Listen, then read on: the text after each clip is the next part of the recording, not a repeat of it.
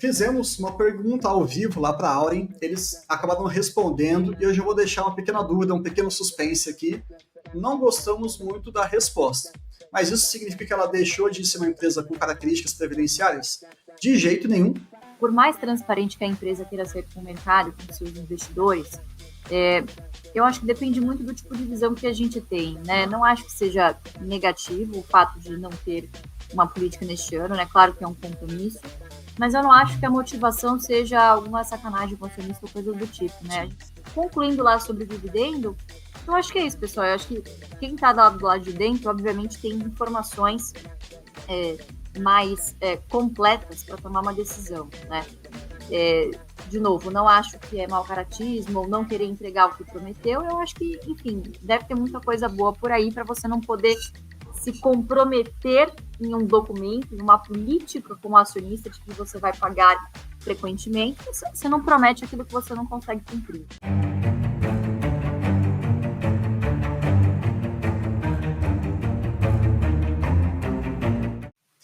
Muito bem, pessoal, agora sim estamos no link correto. Pedimos desculpas por erros técnicos, isso acontece ao vivo, é assim mesmo, mas estamos eu aqui, Bruno Oliveira e Luiz Ibarce, para poder conversar com vocês hoje sobre um pequeno en passant, digamos assim, da temporada de balanços, e hoje a gente vai começar com a Auren, combinado, pessoal? Queria hoje dar, pelo menos para vocês, uma boa tarde. Eu sei que o horário está um pouquinho diferente, mas a ideia aqui é destrinchar com vocês o balanço da Auren e depois a Lu vai trazer um conteúdo exclusivo, porém aberto nesse momento, para todo mundo em relação à percepção que ela teve já lá no Auren Day. Aconteceu há um tempinho já, tem um pouquinho mais de um mês, mas vários insights somando essas duas visões, esses dois eventos. Certamente a gente vai ter muito conteúdo para poder discutir aqui com vocês, tá bom? Lu, como é que você está hoje? Tudo bem, Brunão? Obrigada aí pelo convite, pessoal. Surpresa, apareci por aqui, né? O Brunão que coordena aí, obviamente, a nossa área de research, a nossa área de análise por aqui, mas vim dar alguns pitacos aí. Dificilmente a gente discorda de algumas coisas, mas trazer talvez uma segunda opinião, aí alguns comentários aí sobre não só a Auren, né? Depois a gente pode fazer um pupurri também de outros assuntos, de outras empresas aí, que essa semana está bem movimentada lá para o pessoal do AGF+. Mas, enfim, acho que foi um resultado muito bom em linhas gerais, né? Deixar você comentar aí que você participou hoje do webcast lá, né? Com os investidores hoje. Com certeza. Então, vamos lá, pessoal. Fizemos uma pergunta ao vivo lá para a Auren, eles acabaram respondendo e hoje eu vou deixar uma pequena dúvida, um pequeno suspense aqui. Não gostamos muito da resposta, mas isso significa que ela deixou de ser uma empresa com características previdenciárias? De jeito nenhum. E também lembrar que nada cresce em linha reta, né? Nada vai ser sempre perfeito, mil maravilhas. Mas tem enrolação, vamos trazer aqui os principais destaques da empresa. Tá? Quando a gente pensa na Auren, a gente tem que tomar muito cuidado, principalmente por ela ser uma geradora que tem um braço operacional, a mais ali de receita, que é a comercialização. Então ela compra e vende essa energia no mercado e ela vai conseguindo fazer ali um movimento de lucro. Né? Compra barato, vende mais caro, fecha alguns contratos e por aí vai. E tem o braço puramente de geradora, e aí sim a gente está falando das principais fontes. Hidrelétrica, a grande maioria, eólica, que tem alguns pontos interessantes para a gente poder discutir, e também a parte da solar, que está ainda engatinhando, mas tem alguns projetos ali bem mais robustos daqui a alguns meses, para os próximos trimestres também. Então, em linhas gerais, o que a gente teve? Quando a gente pensa em geração de caixa ou uma métrica que possa representar isso de uma maneira um pouquinho mais fiel, a gente pode pensar no EBITDA. E olhando o EBITDA da Auren, nós tivemos um bom resultado, um crescimento de 33%. A gente fala, pô, caramba, né? Então, aparentemente, as coisas estão caminhando super bem.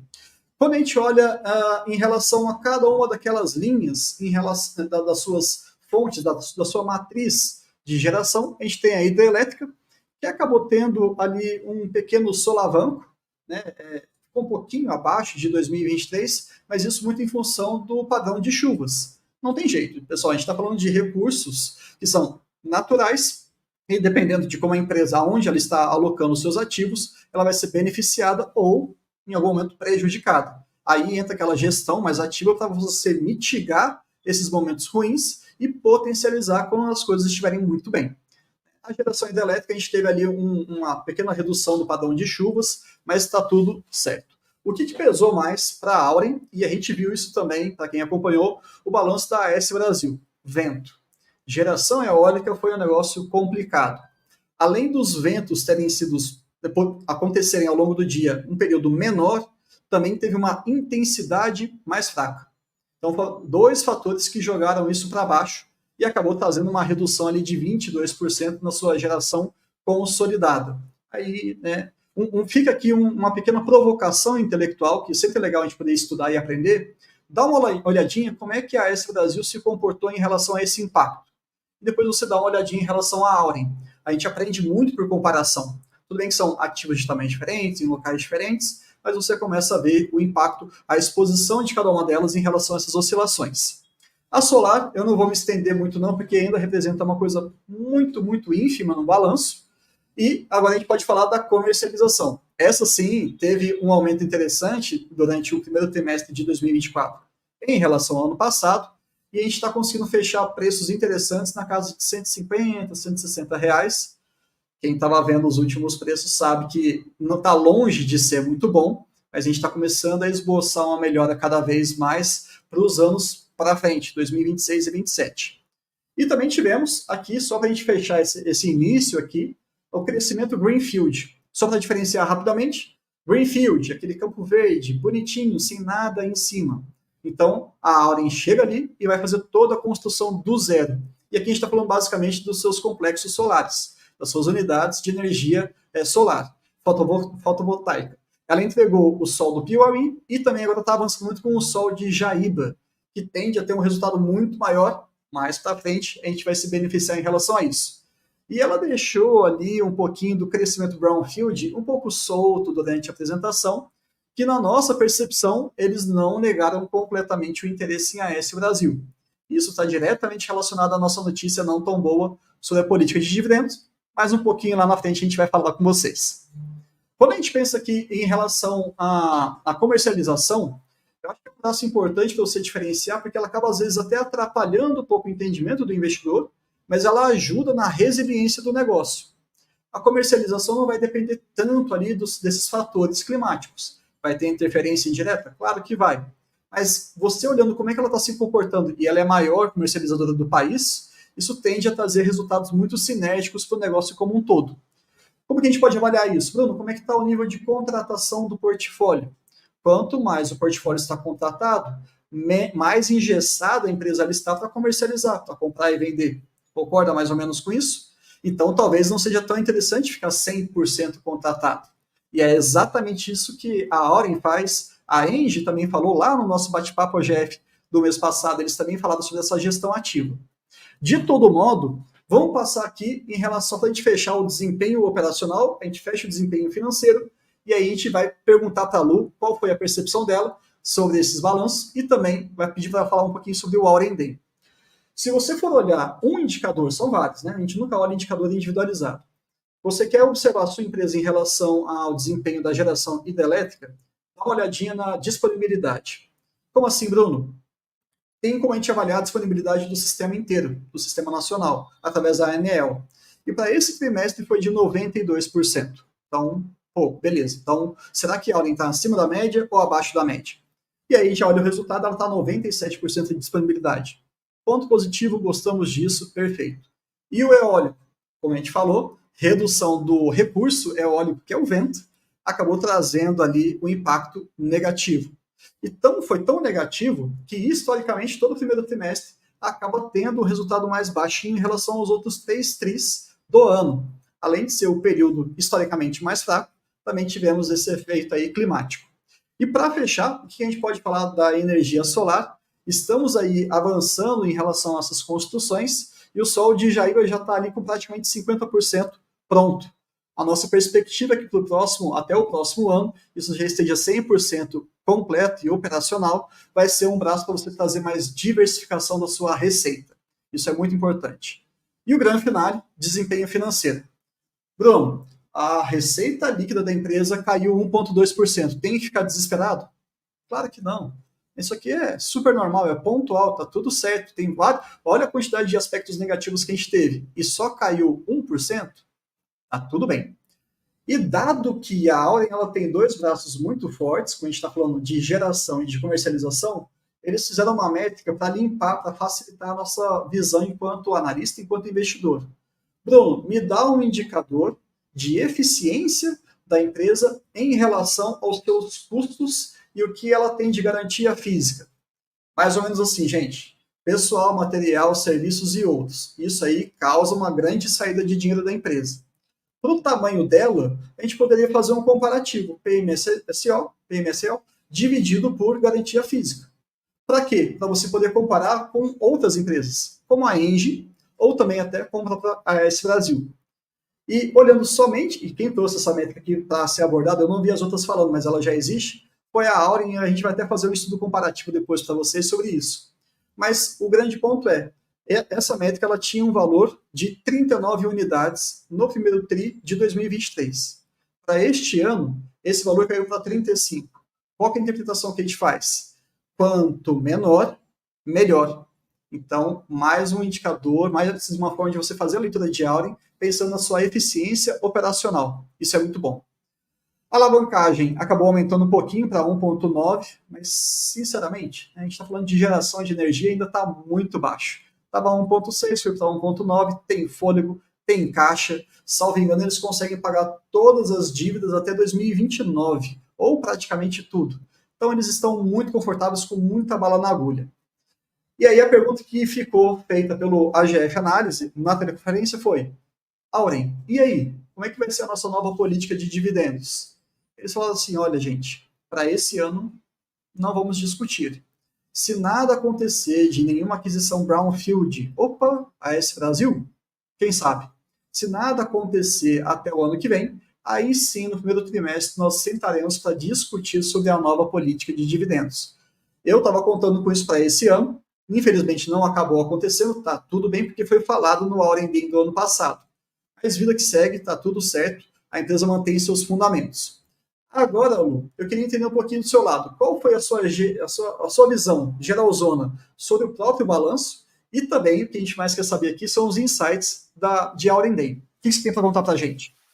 Legal, legal, Brunão. Acho que sim, vou repetir algumas coisas, né, mas talvez trazer uma visão um pouco diferente, né, porque já tendo sentado, não da Auren especificamente, mas já tendo sentado em conselho de administração, enfim, estando do outro lado da moeda, né, por mais transparente que a empresa queira ser com o mercado, com seus investidores, eu acho que depende muito do tipo de visão que a gente tem, né? Não acho que seja negativo o fato de não ter uma política neste ano, né? Claro que é um compromisso, mas eu não acho que a motivação seja alguma sacanagem com acionista ou coisa do tipo, né? Sim. A gente sempre tem que lembrar que quando você está lá do outro lado dentro da empresa, né, a administração, claro, eles têm informações muito mais abrangentes, né, informações muito mais privilegiadas, afinal você está vendo o negócio de dentro, do que quem está lendo o balanço do lado de fora. Então, certamente essa foi uma decisão tomada baseada em outras decisões estratégicas que se tiveram que se tomar lá dentro, né? E, claro, sobre essas decisões estratégicas, pouco se pode falar enquanto estão em andamento. Você tem o segredo industrial, você tem um ambiente competitivo do qual você não pode ser um livro completamente aberto, né? Você precisa divulgar as coisas quando elas já forem materiais e estiverem em vias de se concretizar, né? Então, eles já foram muito vocais em exprimir esse desejo, né? Não tocaram, não citaram no nome da AES Brasil especificamente, mas foram muito vocais em dizerem que sim, um dos objetivos, né? Enfim, tem um caixa robusto, estão procurando diversificação, né? E diversificação de matriz energética foi uma pauta importantíssima em todas as empresas de geração de energia, né? E, inclusive, pessoal, mandar um grande abraço para todos, mandar minhas orações aí para o pessoal do Sul, Sim. porque vou tocar justamente nesse assunto, né? Eventos climáticos críticos como esses estão cada vez mais comuns, né? Então, esse trimestre foi muito difícil, como a gente pôde ver em todas as geradoras que já divulgaram, né? Então, especialmente a AES Brasil, né?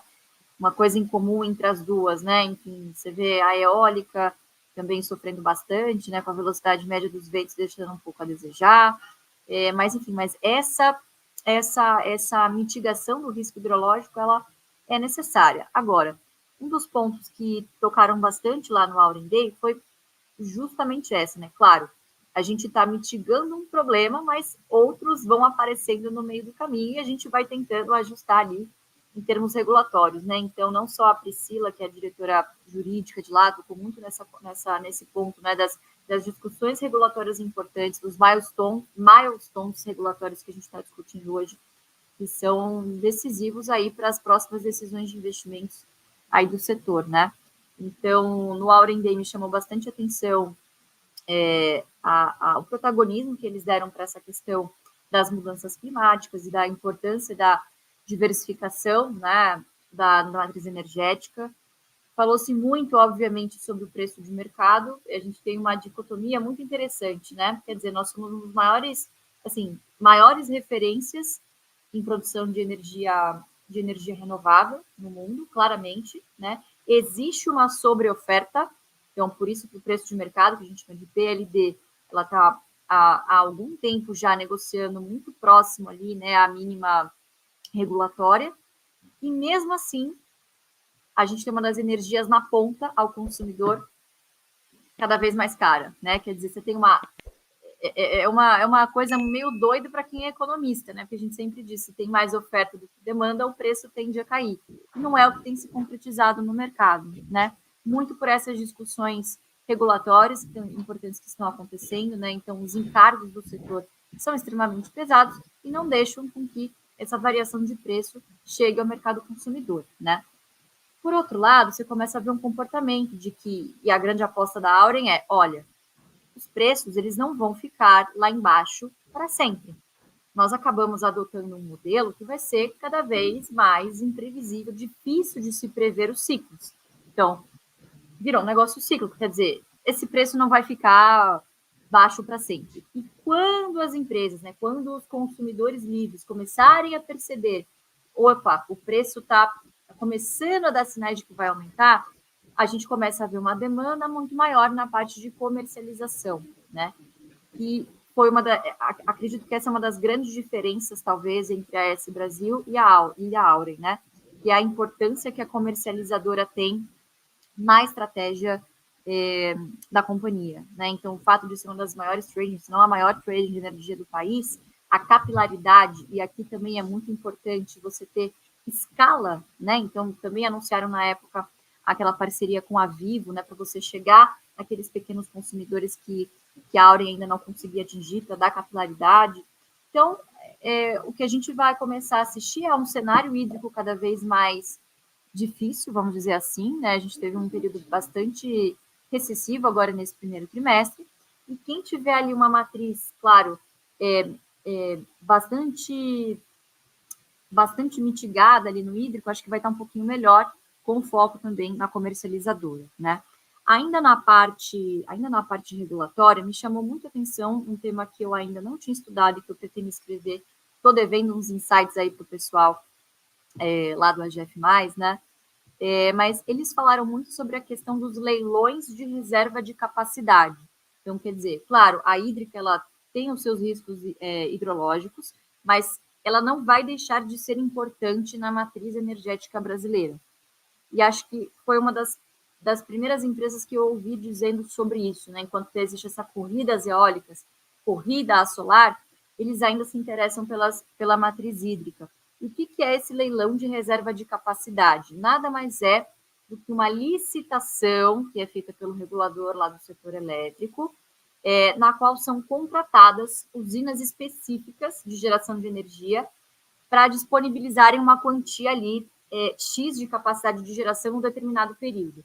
Por que é isso importante? Conforme a gente vai mitigando a nossa matriz, que cada vez está mais pautada em plantas solares, em plantas eólicas, você coloca para dentro do sistema integrado a intermitência.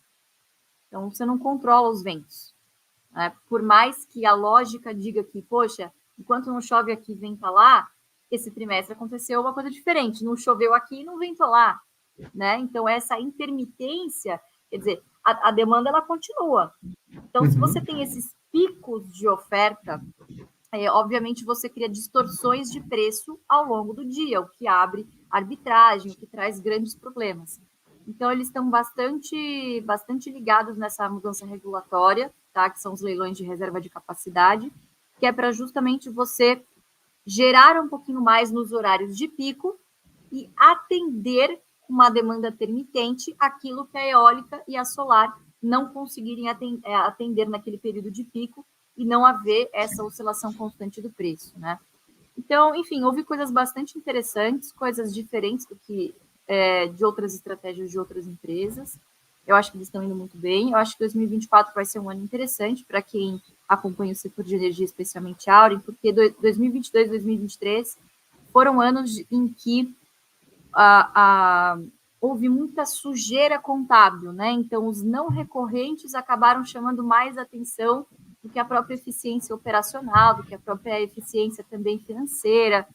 Então, eu acho que 2024 vai ser um ano mais limpo para que o investidor consiga comparar um pouco mais operacionalmente como a Auren, como a AES, né, que são as duas mais comparáveis aí, estão operando, né, e estão em momentos diferentes, né, a AES, enfim, alavancada, né, mais de 5 vezes EBITDA, e você tem uma Auren aí a 1,9, era 1,6 para 1,9 vezes da líquida EBITDA. Então, apesar de estarem no mesmo setor, elas estão em contextos operacionais, né, muito diferentes, né? Então, acho que agora o investidor vai conseguir comparar um pouquinho melhor, né? E concluindo lá sobre o dividendo, eu acho que é isso, pessoal. Eu acho que quem está do lado de dentro, obviamente, tem informações mais completas para tomar uma decisão, né? De novo, não acho que é mau caratismo ou não querer entregar o que prometeu. Eu acho que, enfim, deve ter muita coisa boa por aí para você não poder se comprometer em um documento, em uma política como acionista de que você vai pagar frequentemente, você não promete aquilo que você não consegue cumprir, né? Então, acho que vão fazer a política sim, mas no momento em que essas estratégias, que a gente ainda não sabe quais são, né, se delinearem e se tornarem públicas para nós, né? Então, em determinados momentos, a gente precisa confiar em quem está lá dentro, né? E por isso a gente sempre bate na tecla, né, Brunão? Conhecer de quem você está se tornando sócio, né? Com Porque senão, certeza. ter que ficar olhando pelos ombros toda hora, não confiar nos controladores, nos acionistas de referência, né? É uma coisa muito importante. Então, a gente continua confiando bastante na tese aí. Eu acho que foi um trimestre, dadas as circunstâncias difíceis, né? Tanto para a eólica quanto para a matriz hidrológica, e eu acho que foi um bom resultado, sim. Sim, eu acho que os pontos que você trouxe são interessantes porque a gente sai daquele comportamento de manada. Né? A gente fala assim, peraí, não, teve um resultado que foi penalizado na eólica. É o fim dos tempos? Não, calma aí. Entenda que existem fatores que a gente consegue controlar e fatores que a gente não vai conseguir controlar. Numa empresa que não tem um braço de comercialização tão forte, isso acaba afetando bastante a empresa. No caso da Auren, essa presença da comercialização foi um belo colchão. Deu aquela segurança. Então, nesses momentos que a gente vai conseguindo até aprender como é que a nossa empresa vai se comportar. E um ponto legal também é a questão dessa visão da hidrelétrica, que é aquela questão de ser despachável, né? É o termo que a gente geralmente usa. Para quem não está muito acostumado, é aquele negócio. Você vai conseguir ter a geração solar quando está ali, né, tá com o sol, tá bonitinho e tudo mais. De noite, não tem jeito. Agora, o vento é a mesma coisa, né? Pô, parou de ventar, abraço. Não tem utilidade naquele momento. Agora, a hidrelétrica é só você mexer nas comportas e falar assim, opa, pessoal, tá tendo um pico. A gente abre ali um pouquinho, gera mais energia, alimenta a rede, tá tudo certo. Não, agora tá tudo certo. As intermitentes, solar e eólica, estão dando conta. Maravilha. Então, ter esse cinto, não diria nem cinto de segurança, mas esse salva-vidas da hidrelétrica, eu diria até que é estratégico não só para a empresa, mas como um país. Né? Então, é um posicionamento que ele não deixa de ser relevante em momento algum, ainda mais num país de dimensões continentais, que tem realmente picos. Você olha o consumo de noite, né, tem aquele horário lá de 6 horas, 7 horas, pum, estoura. Né? Não tem jeito, alguém tem que suprir essa energia. Então, eu gosto muito desse posicionamento estratégico da Auren, e também é legal a gente falar isso, né? Algumas pessoas acabam confundindo. A Auren é uma empresa nova, porém os seus ativos são antigos. Então já tem expertise, já passou por crise, já passou por situações complicadas, etc. Então não vamos pensar que é um grupo. A gente está falando de Votorantim.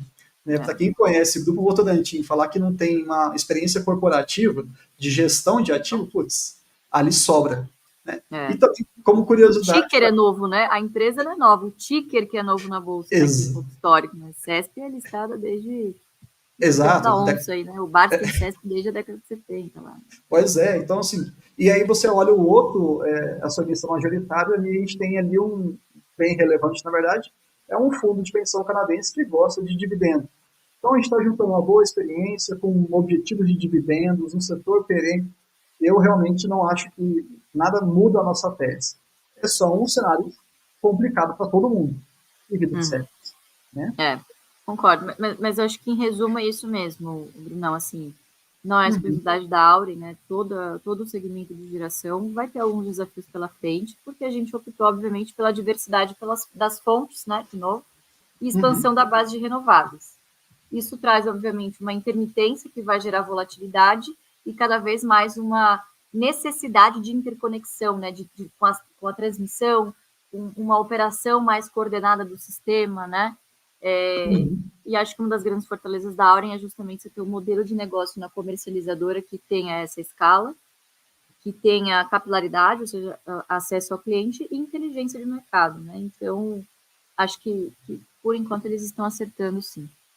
Agora, uma dúvida que me surgiu aqui agora, eu acho que outros investidores também estão pensando. Na sua visão hoje, o que você olharia, não necessariamente apenas a Auren, tá, mas uma geradora, o que você olharia e falaria assim, putz, não é o fim dos tempos, mas é um ponto de atenção que eu preciso ficar atento. Ou seja, a gente está falando de fortalezas, né? A gente acabou de falar de fortalezas. O que você enxerga, por exemplo, de alguns pontos, só para a gente nortear o nosso estudo futuramente, daquilo que você fala assim, cara, isso aqui está mexendo, está piorando e não pode piorar numa empresa de geração. O que você colocaria? Uma sugestão. Eu acho que as decisões de investimento daqui para frente elas ficam cada vez mais complexas, né? Há 5, 6, 7 anos atrás era muito simples você tomar essa decisão, as TIR, taxa de retorno, né? As taxas de retorno dos investimentos, elas eram muito interessantes nas eólicas, elas eram muito interessantes nas solares, e esse gap ele está fechando, né? Principalmente porque a gente está sempre na trave aí de arrumar essa questão regulatória, né, de como vai ficar a separação da questão da geração distribuída, dos encargos, da separação do custo-fio, enfim. Então, o setor está percebendo que, de fato, evoluímos muito, né, e quando você vê ali na matriz energética brasileira, as que mais evoluíram de longe foram as eólicas e as solares. Então, você tem um saldo ainda muito grande de novas plantas para entrar no sistema subsidiado, né? Então, o gap está fechando, a margem está fechando. Então, o Philip Fisher tem uma frase muito interessante sobre isso, né? Que quando a gente opta por setores de margens gordas, outras pessoas vão estar olhando para fazer parte daquela margem gorda. E quanto mais players fazem parte, né, e atacam esse setor, atacam, que eu digo, queiram fazer parte desses, tomar um pouco desses lucros, obviamente que a margem de todo mundo acaba caindo um pouquinho, né? Então, eu uma vez brinquei com o pessoal da Jeff que, porra, planta eólica tá virando a nova paleteria, né? Então, quando você começa a ver esse movimento de manada também das empresas para um único tipo de investimento, né?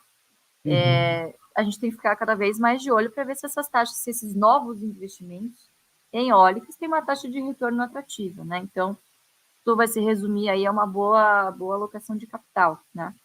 Então, acho que foi muito bom, por exemplo, a Auren ter distribuído para os seus acionistas, não tendo nada o que fazer, vamos distribuir, né? Porque não dá para ficar brincando com caixa de acionista deixar aqui parado, né? Porque...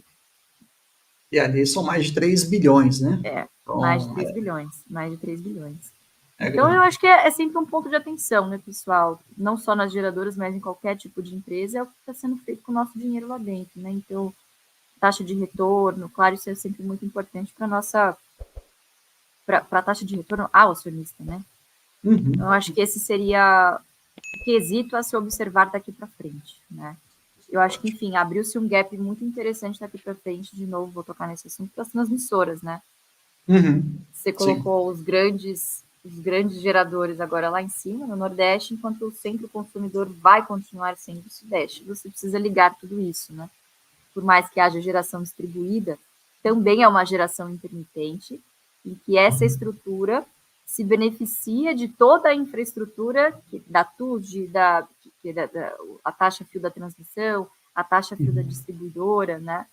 Então, existe uma agenda regulatória muito importante também que vai delinear aí os cenários dos próximos investimentos aí daí em diante para o setor de energia. Sim.